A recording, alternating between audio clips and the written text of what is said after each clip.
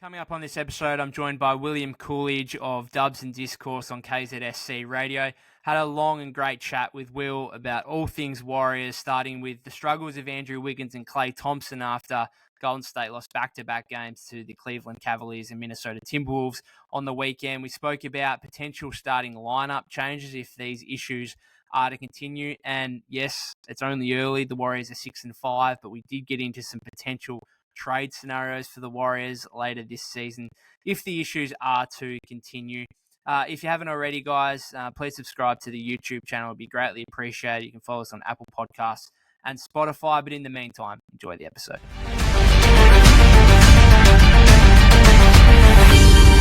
Welcome back to the pod, Will. Now, let's jump straight into it.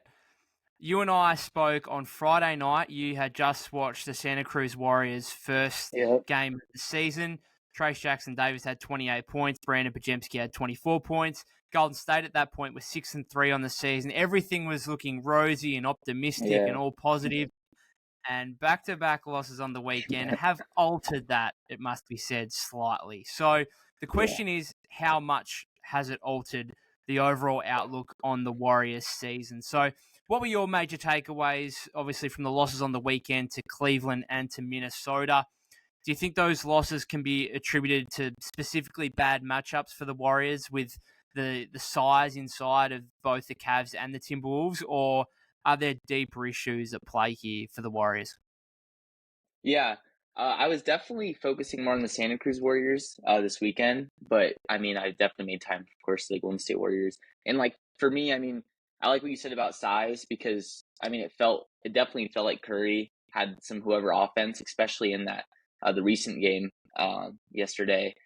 Felt like they were just the Timberwolves were just taking advantage of his size, and they started the game with Jaden McDaniels. They switched on to him, and Jaden McDaniels just put it right up. So I think size was definitely a big factor for the Warriors. But I think the obvious answer is the lack of a second scoring option. There hasn't been.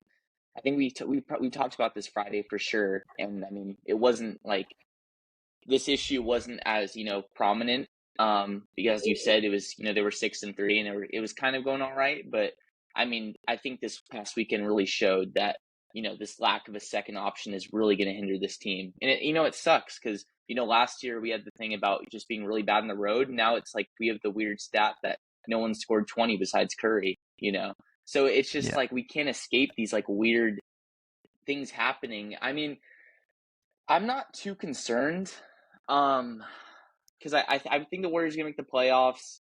Even if they keep the roster the same, and we could talk more about Wiggs and Klay after this, but I just don't know about their contending status. I think it definitely this weekend put a damper on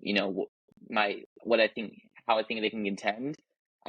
Honestly, so far this season they've looked kind of all right in their wins, but they're kind of just doing what they need to do. They're beating the teams they should beat. The teams they beat and haven't been good. The Kings are not having a great season. They beat them once without De'Aaron Fox. So I think they're kind of beating the teams they should, and they're losing to I think the Cavs record isn't great, but they're still, that's a good team. And then of course the Timberwolves, they're looking pretty good right now. So I think, I'm not optimistic, I was a little more optimistic last year because the Warriors still were beating good teams in the regular season, and it was just the road woes that were kind of freaking me out. But this year, it just seems like they're getting the job done. They're beating the teams they should beat, and then they're not really taking care of, they're not showing that they're top dog against the better teams. So that was kind of long-winded, but for that first question. But yeah, that's kind of just my thoughts after this weekend. Yeah, no, absolutely. I'm a bit like Steve, who kind of preached perspective after the Timberwolves loss yesterday, kind of said that, hey, we weren't, world-beating great team when we were 6-2, 6-3, and at the same time, we're not the worst team in the league now after losing 3 straight games. Yeah. I always think, and I don't know if this is a big saying in American sport or if I picked this up in Australian sport, I don't know what it is, but there's always a saying that you're never as good as you think you are, and you're never as bad as you think you are, kind of thing. Like the overreactions, particularly from Yeah. fans on Yeah. social media, goes both ways kind of thing. And Yeah. in reality, you're kind of somewhere in the middle, obviously depending on how you're playing. But I am with Steve a little bit on, hey, you know, it's a 3-game slide. It's not great. Ultimately, if you'd asked at the start of the season, would you take a 6-5 record after 11 games with how their road schedule was to start the season? You might have actually taken that. I probably would have taken a 6-5 start. It's obviously just disappointing the last 3 games with, you know, I thought the Nuggets game was actually a pretty good one. They battled pretty hard. They could have easily won that game, had a couple of calls go against them, but just got outplayed simply by Cleveland and Minnesota on the weekend. Let's get into Klay Thompson and Andrew Wiggins because I think they are the major concerns for everyone at this point. Wiggs just hasn't got it together the whole season. He's averaging 10.8 points, shooting 15.6% from 3-point range. Yeah. Klay, 16.1 points on the season. His usage is down. His shot attempts are down. He's actually been efficient in some games, but his 2 games over the weekend were disastrous. I think, was he like 5 of 16, I think, against the Timberwolves on Sunday. I think so.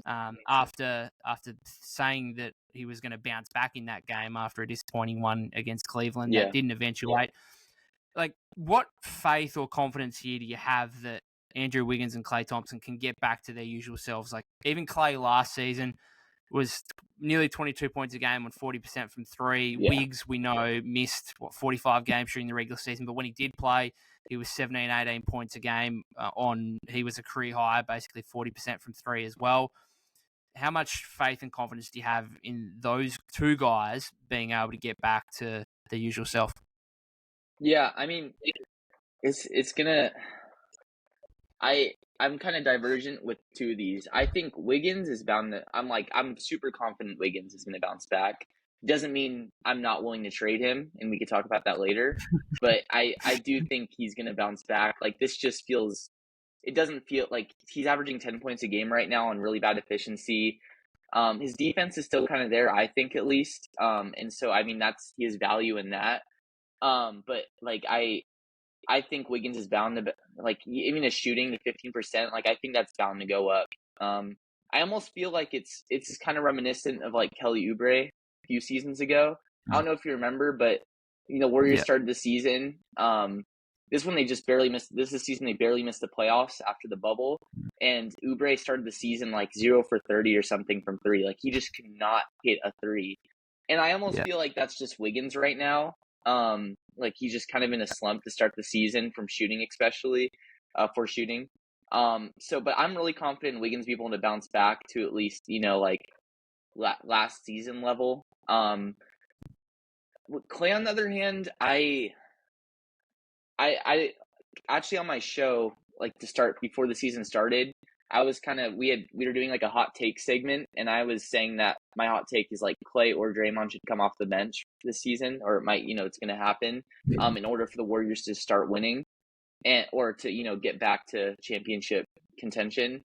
And I'm kind of like, this is kind of proving like I feel like this is kind of proving what my thoughts were. It's not that Klay's a bad player, or is necessarily not like, a starting caliber player. It's just that he's just not the player he once was. And I know the politics of it, he's going in his, he's about to get a like contract extension and stuff, or, go to free agency. I don't know exactly, but his contract's expiring. So, I feel like if they brought him off the bench, he's 100% out. But I just feel like I don't believe in Klay being able to get back to even last season's level. I just think I think his shooting is going to recover. He's definitely going to get a little more efficient, maybe, but I think that's not going to come with him necessarily. I think it's going to be Wiggins getting better, and that means Klay gets better shots, and so his efficiency improves. If you see what I'm trying to say,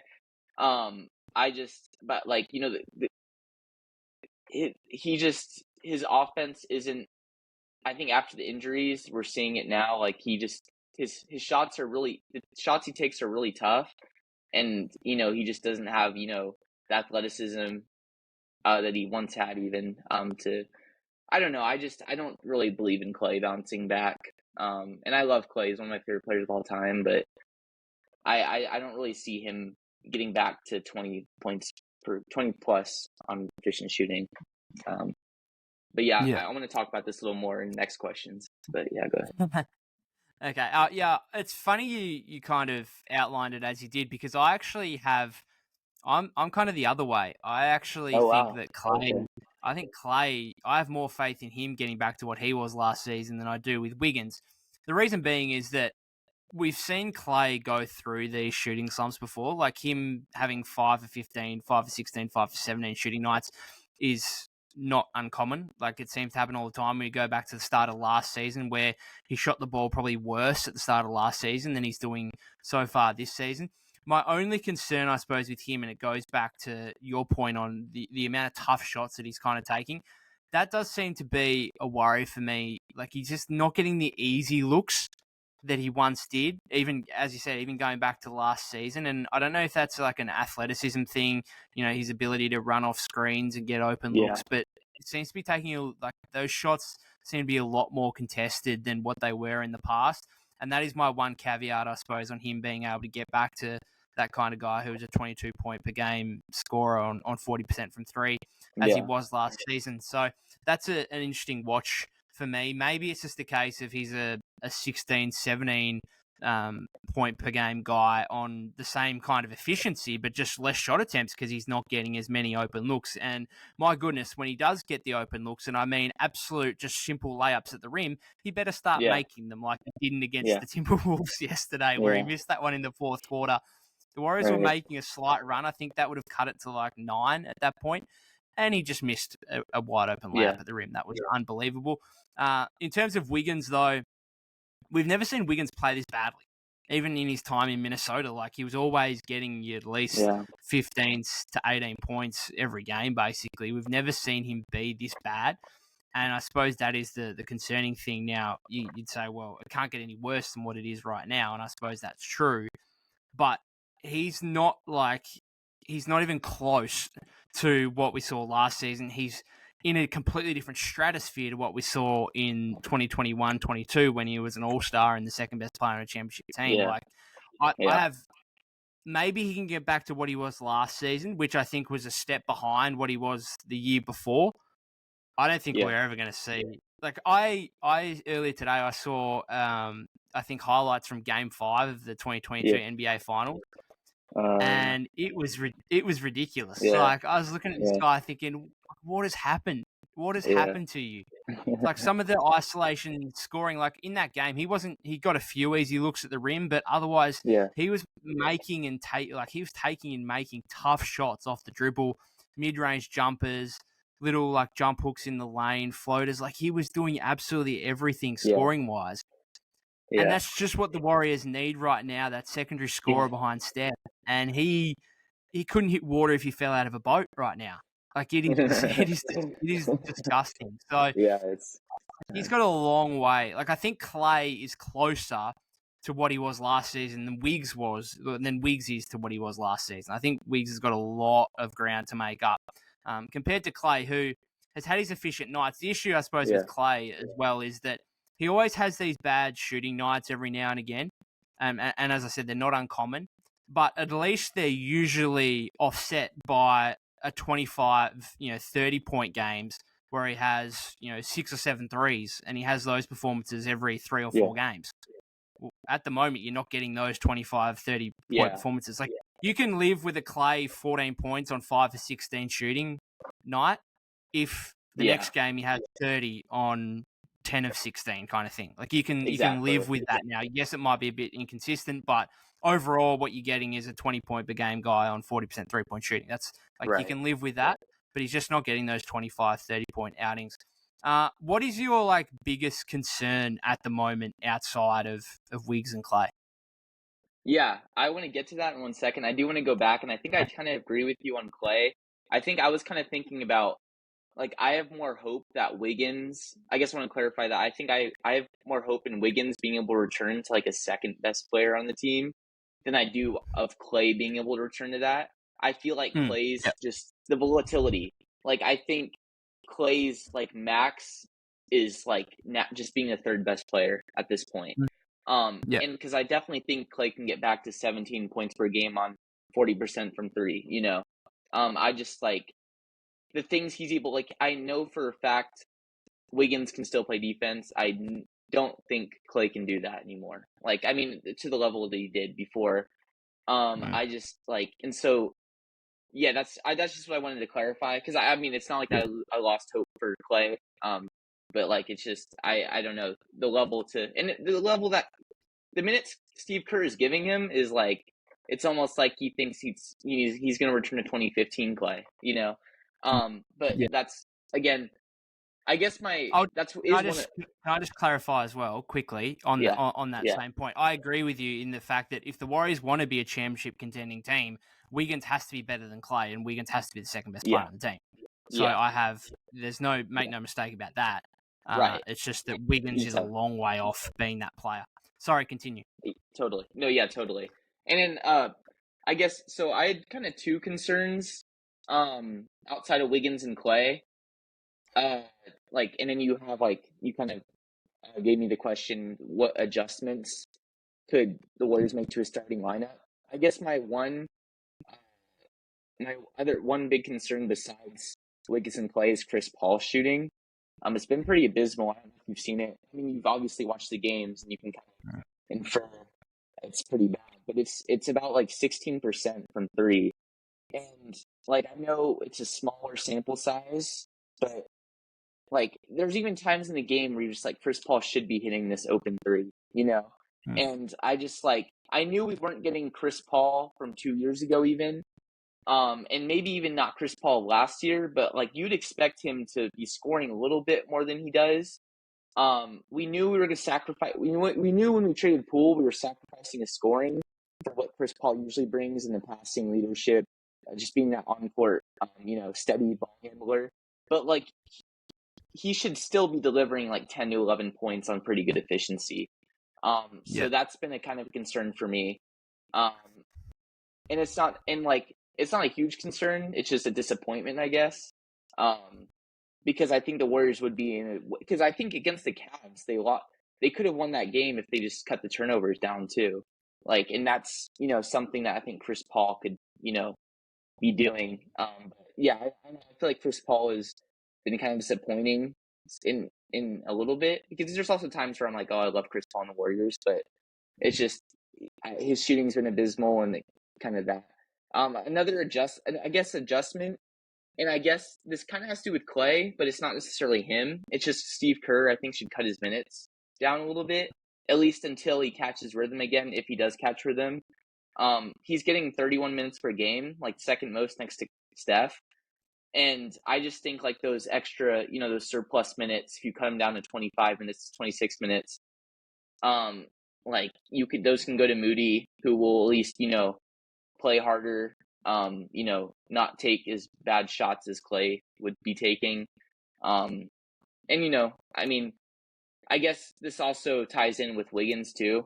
I think Wiggins I don't think the Warriors should be afraid of bringing Wiggins off the bench. I think I think he would understand too, considering like how poorly he's playing.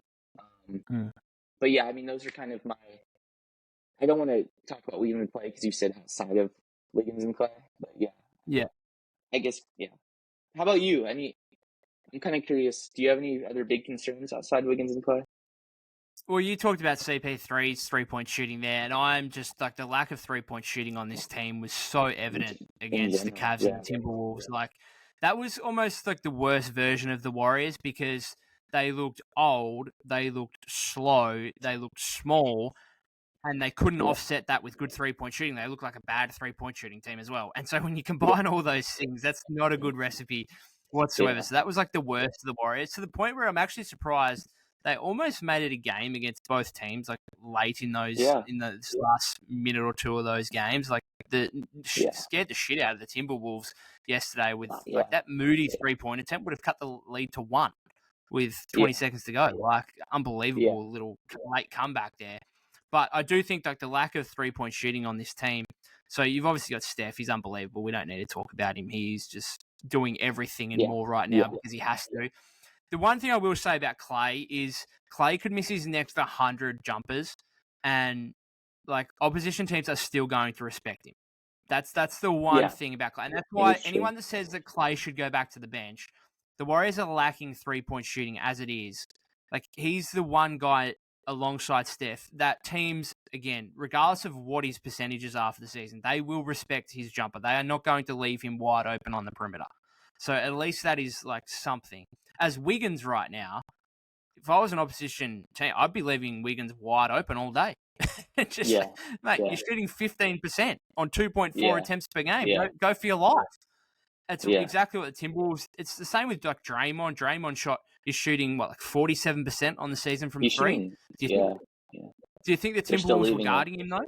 No, you're not going near him. Like you're gonna live at the moment. You're living with Wiggins jumpers. You're living with Draymond jumpers, and like a lot of these teams, like a lot of these good teams, right, have these random 3-point shooters that can come off the bench and heat up and get you a few bucks. Like I'm watching the Boston Knicks game today, and Sam Hauser's come off the bench and gone like 4 for 5 from 3. And like, no one really cares about Sam Hauser, but it's just like another wrinkle to your offense. Like you can't leave that guy wide open because he will make you pay, and he did against the Knicks today. And when you're playing with star players like he is with Brown, Tatum, Porzingis, Holiday, White, like that's just, again, he's not a great player, but he's a guy that is a knockdown 3-point shooter.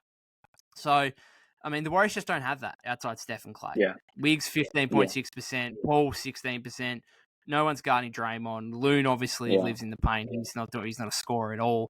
Kuminga's shooting 18% from 3. The third best shooter on the team is Moody, I would say, and he's down to 34% on the season. That's below league average. Saric is at 33.3%. That's not great. Like it's okay. But it's not great. Like there is like very, very little 3-point shooting on this roster for a team that lives basically beyond the perimeter. Like they do. They've got no size to finish in the interior. They have to live outside the perimeter, and yet they're not really built for that, which I think is a little bit strange. Just onto the starting lineup question then. You kind of advocated for Wiggins to come off the bench. That's fine. Who are you replacing him with? Like who's starting in place of Wiggins? I think Moody at this point. Like we were saying, like he's probably the third best shooter on the team right now. I understand he had I don't think he didn't really have a great weekend, but I think like out of all the options we have, like he can bring what Wiggins kind of does in, he's a little long. I mean, he's not as long as Wiggins, but, he does provide, very good hustle, pretty good defense. And I think like, he's more respectable from 3 than Wiggins is right now. And I have more trust in him hitting the 3 than I do in Wiggins right now. So, I mean, I would say Moody, and it's not like a great option by any means, but like, I think, that's just something you can, I mean, it's not something like I'm telling Steve, you got to do it. You got to do it right now. Yeah. It's not something I'm actually advocating for, but like, I would, if I was Steve Kerr, I'd be thinking about it. But we'll see after these next couple games. I don't think he's going to make any rash decisions. But like, and I also don't think like if you brought Klay off the bench, like that is not only like, are you risking what you were saying on the court with, teams leaving him? And that's why I don't want to bring Klay off the bench is like, I just was kind of saying reducing his minutes a little bit. But it's also like that has huge political consequences, I think, like for, how his morale. And I think like Wiggins, I don't think it would be as big as hurt to team morale and Wiggins himself if he was brought off the bench, especially because he's locked up for 3 more years, whatever. So yeah, I mean, I guess because I don't really see a point in bringing Loon off the bench or Draymond even in that matter. So if there was a starting lineup change, I would do would be to bring Wiggins. I've got an article coming out on Blue Man Hoop tomorrow morning, or it's probably already out by the time people are listening to this. It was kind of looking at 3 starting lineup changes that Steve Kerr could consider, I suppose, if things continue going like they are, because this is a starting lineup that was the best in the league last season, albeit Steph missed a heap of games, Wiggins missed a heap of games. But when they did play together, best starting lineup in the league. They are now minus 14.4 net rating so far through 11 or 9 games it is, because Draymond missed the first 2, or it might even be 7 or 8 games because Draymond missed the third. Anyway, whatever it is, I think they've played 87 minutes together or something. They're minus 14.4, whatever it is. The issue is, so offensively, they're basically practically playing with 3 non-shooters, because Dre and Loon obviously aren't getting respected beyond the paint, and Wiggins is shooting 15% from 3. So they're practically playing with 3 non-shooters in their starting lineup. However, it's actually the defense that's the biggest issue, because they've got a minus 126.6 defensive rating, which is basically the worst. It is the worst in the league for any 5-man combination that's played more than 80 minutes together this season. That is the worst. That's the starting lineup. And so, that's the starting lineup, right? Out of any 5-man combination that's played more than 80 minutes. Doesn't matter what, starting lineup. Any 5-man that's played at least 80 minutes, that is the worst defensive rating out of any of those units. So that is quite extraordinary, because you think that lineup would actually be built for defense, like the front court of Wiggins, Green, Looney. And so how do you fix that? If you like, offensively you're playing 3 non-shooters and defensively you can't get any stops. So it's actually pick your poison really on what you're trying to fix. And so in terms of me, like, one of my ideas was, so Moody for Wiggins, simply because, like, you think, Wiggins out and next man up, Chris Paul's the 6th man, would you start Chris Paul? Well, as we've just stated, Chris Paul's shooting 16% from 3 as well. What floor spacing is he providing you? And you're losing size, and you're losing defense. Like, you just and Chris Paul's, we've said he's had his struggle shooting the ball. He is playing well in a 6-man role. Like, he's taken that on board. No, I agree. I don't think, and ideally, if you're going to win the championship, Chris Paul needs to be a 6th man. So I don't think we should be changing that in any way. The same can be said with Gary Payton II, who's closed games over Wiggins, like, at the start of this season. Again, he's not a perimeter threat. He's just not. Teams aren't respecting him from out there. So it's not like he's adding shooting. So those 2 guys, I think, are off the table for me, which really leaves Moody, because he's, as we said before, he's the 3rd best shooter on this team. So if you need to add shooting, he's the guy to do it. He's also 6'6". He's long. You're not missing out on size there. He's a better rebounder than Wiggins. He's averaging 6.1 rebounds per 36 minutes compared to Wiggins' 5.2. My only issue with that kind of lineup would be Moody's a far better off-ball defender, kind of getting in passing lanes and stuff like that, than he is an on-ball defender. And your lack of point of attack perimeter defense would be an absolute nightmare, I think, in that lineup. But at least at the same time, you would have Green and Loon in the front court to try and provide insurance to that. I don't know. But I do get the idea of Moody for Wiggins. A like for like, and you're adding the extra 3-point shooting, because I do think that playing next to Steph and Klay, Moody could get his 3-point shot up to closer to 40% than what it is at the moment. The other 2 I would suggest, we know that I'm sorry, but like, Looney's just always the guy that heads back to the bench whenever there wants to be a shift. Like, he just is. Now, fair or unfair, that's just what happens. And I mean, I think what you could do here, like, could Saric start over Looney? Because I think Steve loves to be able to have that extra shooting threat out there without necessarily taking away from the size. And that's what Saric would provide you. Like, we saw it, Otto Porter Jr. started the last 3 games of the 2022 finals over Looney. The Warriors win 3 straight games, win the title. Go back to last season, 2nd round against the Lakers. JaMychal Green started a couple of games. Like, over Looney, just because like, Steve wanted that 3-point shooting in the front court without going, well, I'm going to start Jordan Poole and have a 3-guard lineup and get absolutely cooked defensively and be super small against the Lakers. So he tries to find that balance by having a front court guy who can shoot but also not lose the size aspect, and I think that's where Saric could come into play. His defense, I think, has been pretty atrocious. I think he fights okay, he battles okay. He's just not physically able to. I don't think, he's not able to battle against some of the better bigs in the league. So I think that would be a struggle. And at the end of the day, shooting 33.3% from 3. So would that added shooting that you might be getting actually be worth kind of the defensive issues that could come along with that? I don't know.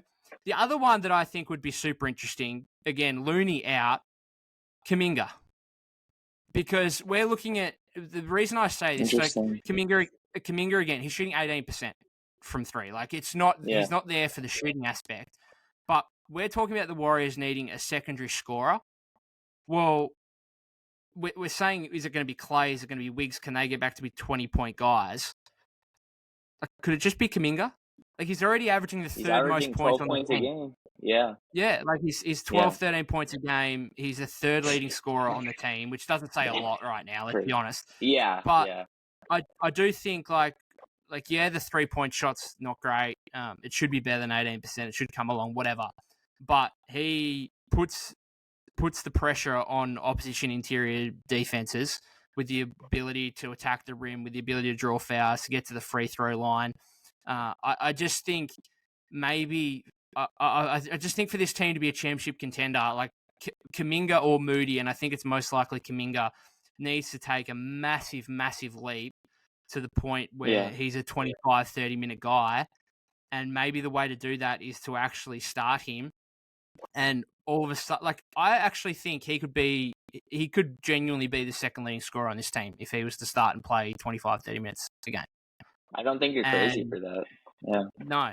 And I just think that's maybe what they need.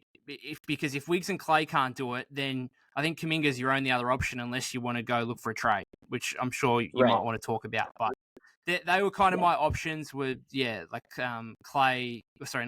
Wiggs out for Moody or Looney out for either Saric or Kuminga. Yeah. But ideally at the end of the day, they just retain their starting lineup and the players in the starting lineup just get better. Wiggs, Klay start hitting shots more consistently. Yeah. Draymond comes along to being closer to the defensive player of the year that we know him to be. And Loon could probably improve a little bit as well. Like those four guys are really underperforming, and Steph's the only guy that's there playing his role at present.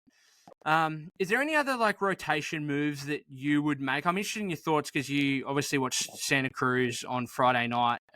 Trace Jackson-Davis, Brandon Pajemski. Do you think those guys should be playing? Like, again, we saw them late in the Timberwolves game yesterday. Pods comes out, has 8 points in a minute and 15 seconds. Hits a couple of threes. Yeah, more than Wiggins had the whole game, yeah. I saw that. Should these guys be playing, do you think? Yeah. Did I share my notes with you? Because that's exactly, what I saw. I mean, of course, I was there for the season opener when they were pods, and I'm telling you, like, they just they weren't phased at all. Like, they knew they were men among boys. Like, they just knew. Like, I was there at the scorer's table. I was seeing their expressions, and they looked super comfortable. Like, they're like I used to, back when I played in high school, I played on varsity as a sophomore, but I'd especially during the summer, but I'd still play in JV games sometimes. And they're giving me the vibes that I felt when I was, a varsity player and going down to JV, like, oh, this is cool. This is cool reps, but I know, I'm at the next level. And that's the vibes they give me. And I mean, that's how they perform too. They're not only just cook on, the G League level, but they're legitimate NBA rotational players already. Pods is already very solid as a ball handler too, off the bench. And so that's kind of what you asked me about rotation moves. I think it could be roster moves. I think Pojemski and Trace render, some of the Warrior people on the roster expendable. I'm looking at even Moody and Kuminga, because they probably have the most value. And so if you have two rotational guys as rookies right now, then we can look to trade Kuminga and Moody and then maybe other people for to get I'm gonna throw some names at you. So here we go. So I was thinking. Yeah, so here's some things I was looking up trades online, and those are never good. I found they're one of them was it was really bad. It was Chris Paul. I can't even. I don't even want. It's just not good. Here's some that I thought of though. Maybe. Go on. Yeah, here's some I thought of. My first one was kind of Wiggins and Moody. Maybe a first for Keldon Johnson and Cedi Osman, of course, from the Spurs. Keldon replaces Wiggins rebounding, I think. I mean, defense probably takes a step down at that point. but at least you're getting, a solid, efficient 3-point scorer at that point. And he's also young. He's wrapped up for a few more years, which I don't know if the Warriors would prefer or not prefer. But you also get Chetty Osman, who's like shooting 45% from three. He's been very solid from shooting, the past few years, even regardless of how he's shooting this year. And so, I mean, I don't know if they'd have to throw in the first year. They probably would. But I think you just get like a solidified secondary scorer in Keldon Johnson at that point. Right now, he's not he's scoring like 16 points a game. But I'm confident, like he could get the Warriors that secondary 20 if, he came in. But yeah, I mean, what do you think about that? And the Spurs, like, they're not the greatest team right now. They're obviously rebuilding still. And they're winning a little bit, but I think they'd be willing to take in Wiggins' contract I think Moody would go great with the Spurs. Like, I think they'd start him, and I think he could legitimately take a leap with them. And you get a first-round pick. But yeah, that's kind of my thoughts. But I'd like to hear what you think. Yeah, from a Warrior perspective, I don't really like that at all.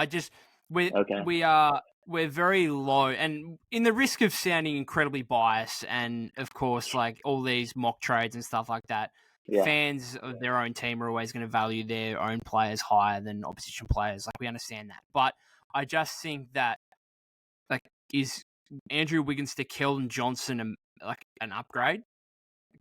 I feel like we're very low. We're very, like, right now it is. Yeah, don't get me wrong, but we're very low on Wiggins if we don't think he can get back to like Keldon Johnson level player. Yeah, like that.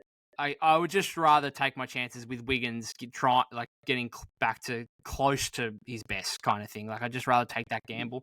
And I also think Osman's probably a slightly better player than Moody right now, but I don't think the difference is that great, and I think Moody's got higher upside. So, I don't think I would necessarily pull the trigger on that one. Have you got any others? I got like three other. I was looking through it all, and I promise you, like, even if you don't like my trades, they're better than what you're gonna find on the internet. I'm telling you. All right. I want you to look up trades after this, and see what comes up. But, I mean, I really liked your one about, I mean, you brought up OG, and he's shooting pretty efficiently. That'd be, a great defender, in the Warriors lineup too. I mean, again, like, he doesn't provide the, get you a bucket ability that Wiggins, if he rebounded to how he was, would provide you. But, like, I do like the idea of that, maybe, or even Pascal, if you're willing to throw in a few more chips, or trade pieces for Pascal.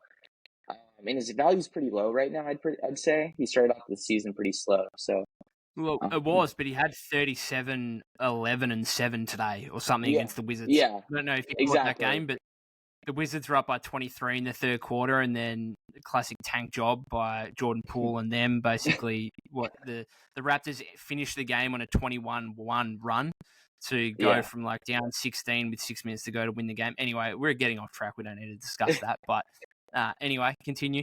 Yeah, no, he definitely is rebounding, or he's getting back to how Pascal should be, all-star form. But another trade I had, and it's kind of dependent on, it's with the Pelicans, and it's kind of dependent on, they've not really great right now, or as good as they kind of want to be. And they could easily just jump up again, or they could also fall. So it's kind of dependent on what direction they want to take, but maybe Wiggins and Moody and Kuminga in a 20. And I also try not to be biased here, so maybe these are a little bit of an oversell. And maybe a first round pick, 2026, for Brandon Ingram and Najee Marshall. I mean, with Brandon Ingram, like, you'd be getting like an all-star. You'd be getting a fringe all-star. He's also like an extraordinary scorer. He's averaging like 23 right now, on pretty good shooting efficiency. Najee Marshall is kind of just a throw-in for the contracts, but he had some good moments last year too. But you would be selling all of your, Moody and Kuminga are big losses, and Wiggins, but like his value is pretty low right now. But yeah, what do you think of that? I don't mind Ingram. That would just completely lose the secondary scoring issue because he would just come in and be your automatic second scorer next to Steph. He can get you 20 to 25 points every single game. Largely very efficient. Not the greatest 3-point shooter. So in terms of that, like if he was just to take Wiggins' spot in the starting lineup, I mean, better 3-point shooter than Wiggins is right now, but it probably doesn't solve your lack of 3-point shooting in the starting lineup. Not the greatest defender. Okay without being a great rebounder. I don't mind it. It's a lot to give up, but he is like an all-star caliber player at his best. Yeah. A little bit injury prone, which would be a concern as well. But I don't hate that. And again, like it's a star player and it's solving your secondary scoring issue. So if Wiggs and Klay can't step up to the plate and be that, or if they don't try anything with Kuminga or whatever, then that solves the issue there. So maybe they do that. It's interesting. Like I went and played tennis after the game yesterday against the Timberwolves, and went and played with a mate, and we were debriefing. And first thing he said to me was, "Have you been on the trade machine yet?" And so many Warrior fans and whatnot, like already on the trade machine. They're like, "What can we get for Wiggs?" And add Kuminga and Moody and first round picks in there and whatever else.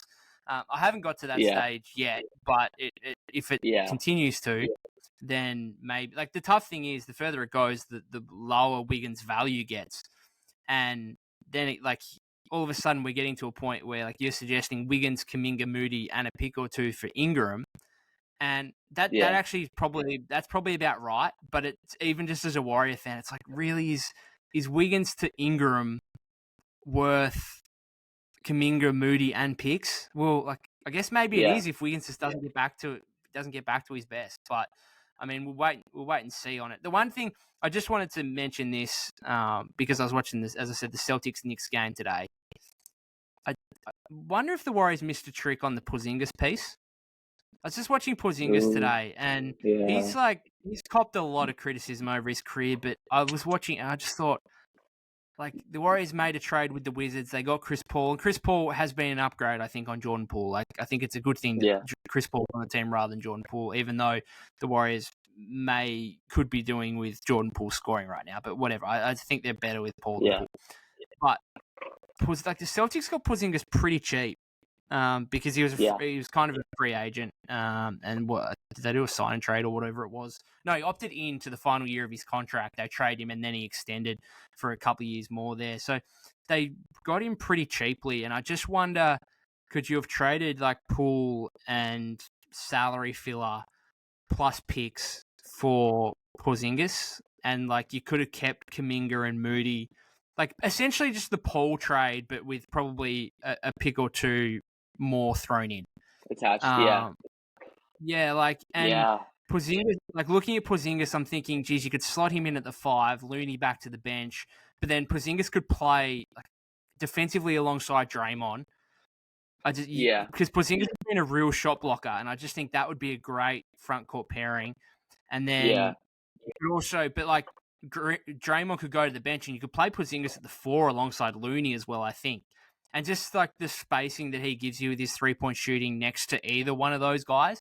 And then maybe you also do have minutes where Draymond and Loon are on the floor together as well. Like, I just think it would give you so much versatility in the front court that the Warriors don't currently have. Like, yes, they've got Saric and he provides a little bit of that, but like Porzingis would just be a juiced up Saric, like to no end kind of thing. So I was just watching him today and I just thought, could have been a Warrior, I thought. Like, just maybe an opportunity missed there. Have you got any thoughts on that? You don't want to make yourself too depressed doing that. Yeah, I mean, I don't like thinking about it because, I mean, if we could have pulled the trigger, then it's definitely, like, looking back, that probably was, hindsight's 2020 though. And I mean, I feel like Kristaps is, they definitely. I mean, what you just, that's like it'd literally be solving like all their problems right now. And I mean, like, I still think Wiggins is a good rebounder. So even if you had Kristaps in the starting lineup, like you'd still have, Wiggins being able to be a capable rebounder. Curry's a really good rebounder for his size too. Yeah, like I don't want to. Yeah, it's making us depressed. Yeah, I even think you you could with Porzingis there, you could actually even play Kuminga Green. If Wiggins was still in this bad a form, you could even play Wiggins. Kuminga Green Porzingis front court. And yes, like JK is struggling with his 3-ball, but Porzingis would offset that a little bit. Like right now, you can't play. Like we're not advocating for Kuminga to come into the starting lineup for Wiggins because his 3-ball just isn't there, and you can't play Kuminga, Green, and Looney together. But I don't know, just like I just was watching Porzingis again today, and I just thought he was gettable, pretty cheap in terms of the trade and the pieces you would have had to give up. I guess the one caveat on it is that you would have had like who's your backup point guard, because obviously in that situation you would have traded Poole out, brought a big back in. I suppose they. I mean, at that point, you could. Is Corey Joseph your backup point guard then? Like Podziemski? I suppose Podziemski could just be your backup, Pete. I think scenario. I wouldn't mind Podziemski. Yeah, I mean, but even so, like I think you could even like that still makes. I mean, let's say we're in a situation right now where we have Kristaps instead of Chris Paul. I mean that makes Saric expendable. I think that makes because I mean you have Trace and Podziemski, and so I think that makes then you're shipping Kuminga and maybe Saric or Moody and Saric away for point guard. And so like I don't know. I feel like yeah I don't even buy we'd be missing a point guard because I still think like that we would have been able to make it work. But I mean that's. We're probably getting too far away from reality now and into dream scenarios that could have happened over the offseason. And at the end of the day, the Warriors, like they're 6-5. It's not a disaster. It's probably a little bit too early to be looking back at the offseason and think if only they did this or if only they did that.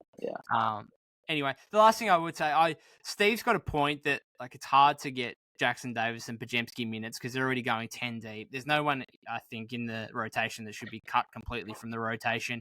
Therefore, it's hard to play 12 guys, let's be honest. I do find it difficult. Like Podziemski, I just don't like as much as he might have earned it and as much as he might be deserving of minutes, I just find it difficult behind Steph, Klay, and CP3, 3 future Hall of Fame point guards that I just don't think he's going to get too many minutes behind them. It's just a tough task. It's nothing against him. He's been fantastic.